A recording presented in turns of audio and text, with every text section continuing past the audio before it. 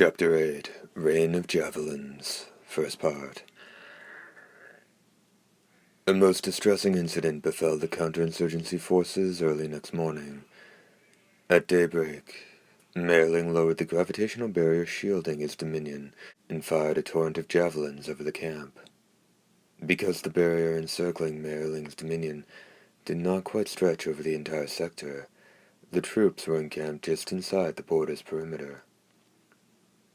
Thus, not one javelin had landed at side in neighboring territory. The javelins, which the counterinsurgents effortlessly fended off, measured 3 meters long, 5 centimeters around, and weighed 500 kilograms. Falling at 1,200 meters per second, they hit with 1,000 tons of force on impact. And yet the damage inflicted was minimal. The innumerable javelins had merely fallen like an endless volley of arrows around the encampments protected by gravitational barriers, around the superalloy coffins of the nobles. The nobility also employed once bitten, half-humans, and androids to guard against day raids by human resistors. Whereas the javelins felled these servants outside the barrier, the nobility's weapons and materiel went undamaged. After the first wave of attacks subsided, 3 minutes passed before the second wave split the clouds and poured down from the sky. Greylancer appeared under the sun. The ground was riddled with gleaming black javelins, as still more deadly blades were repelled by barriers, and fell feebly about Greylancer's feet. The javelins coming within meters of Greylancer ricocheted away from the noble. It was the work of his long lance.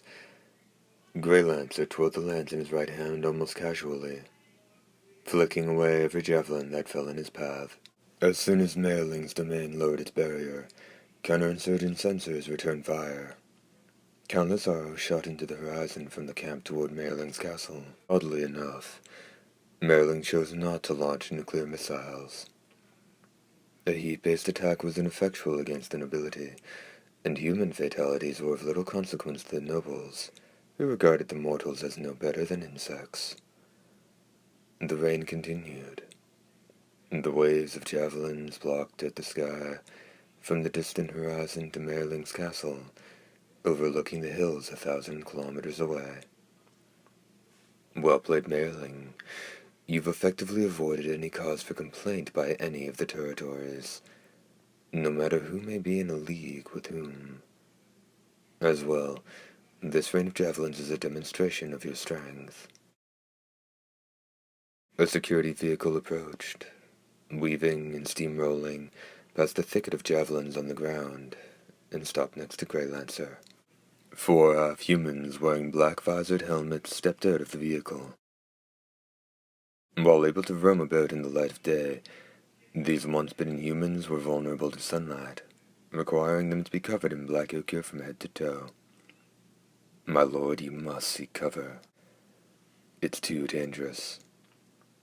They were the only words they managed to get up before the next volley of javelins impaled them from back to front. So sudden was their end that they each continued several steps toward Greylancer before falling dead at his feet. Fools. Serves you right.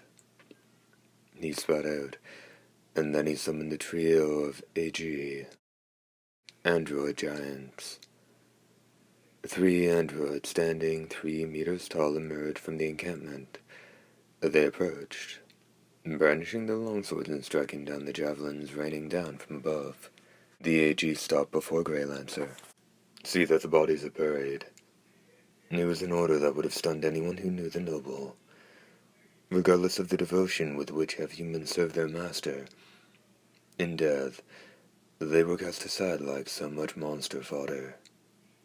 Such was the fate of half-humans. Yet the nobility's greatest warrior had just now ordered a proper burial for the dead.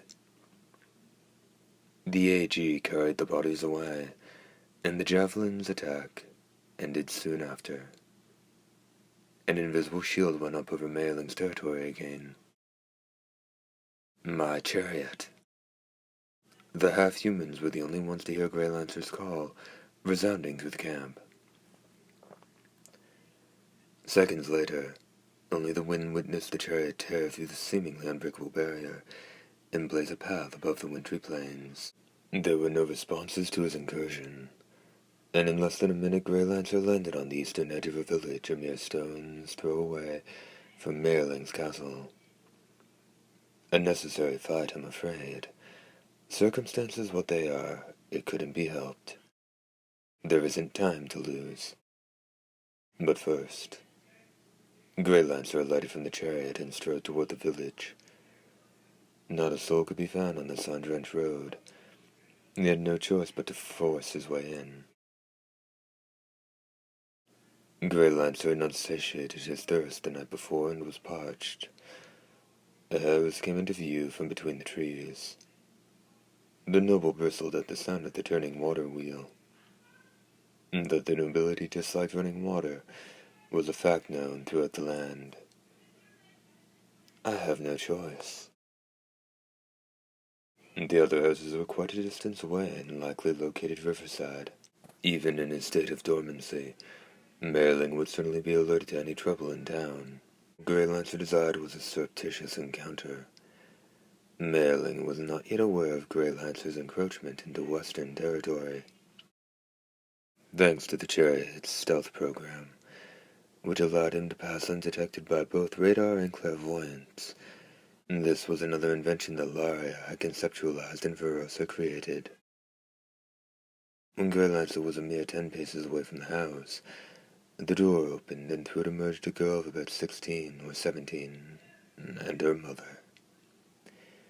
They sighted the giant in front of them before anything else. Their shock gave way to suspicion, and as their expressions arrived at terror, Greylancer strode forward.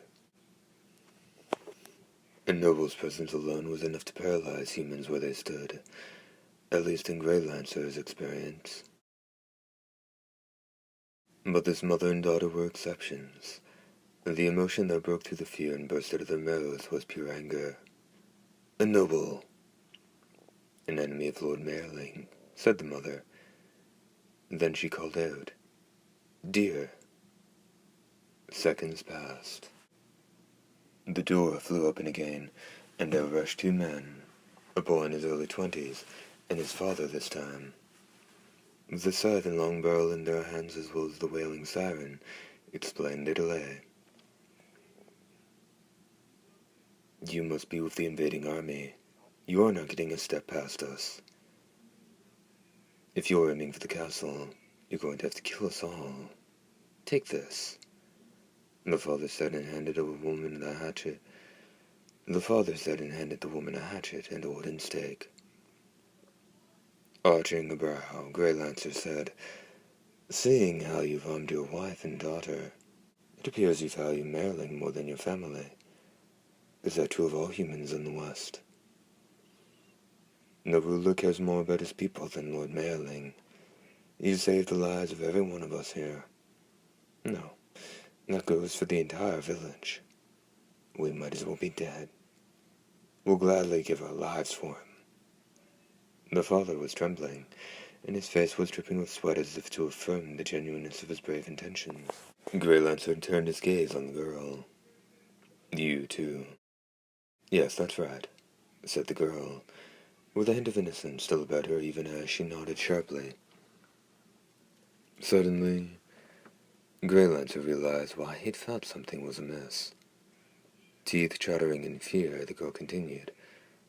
When mother and father were afflicted with a mysterious bacteria that began to rot away their flesh, Lord Merlin came from the castle himself to deliver the medicine.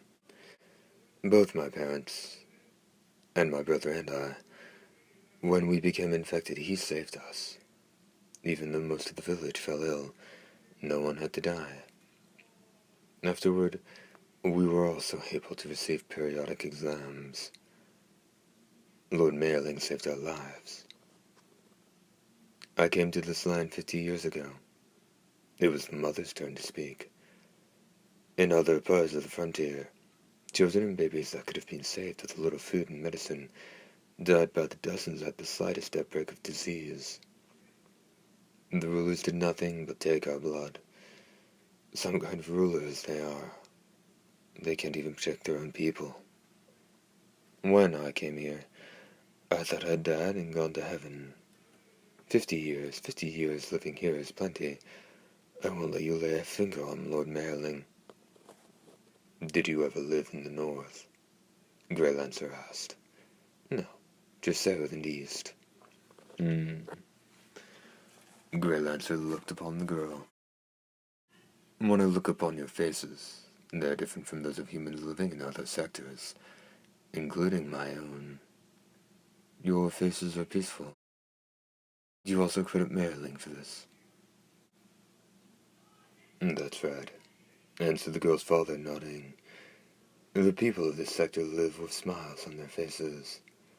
Sure, life is hard, but we'll never starve or freeze from cold. We aren't forbidden from having festivals. Either that's why the people here have peace of mind. We aren't forbidden from having festivals, either. That's why the people here have peace of mind. Try visiting any other sector of the frontier. You can't get even a newborn to laugh. Life's so hard and bitter that there isn't a soul able to smile. The land where its children are just as scared as the adults isn't any place to live. Well, what about your land? Do the children laugh there? Merling, that favor-monger, thought Greylancer. Listen to how brazenly your people talk. They are a disgrace to your good name. Then the noble asked one final question. Why do you all not have stakes? After father and son stared at one another, the son answered, The stakes are for killing evil nobles like you. We have no need for them against Lord Merling, so we only keep one on hand. As the boy started forward, the heavy thunder of footsteps drew nearer from down the road. It was the villagers answering the siren. In the blink of an eye, 20 or so men and women surrounded Greylancer. There would be more coming. All of them had armed, their hatchets and lances gleaming in their hands. A leather-vested man who appeared to be the leader shouted, Prepare to die. Lord knows why you can walk about during the day, but from the looks of you, you're a noble to be sure. Which parts are you from? The north. North?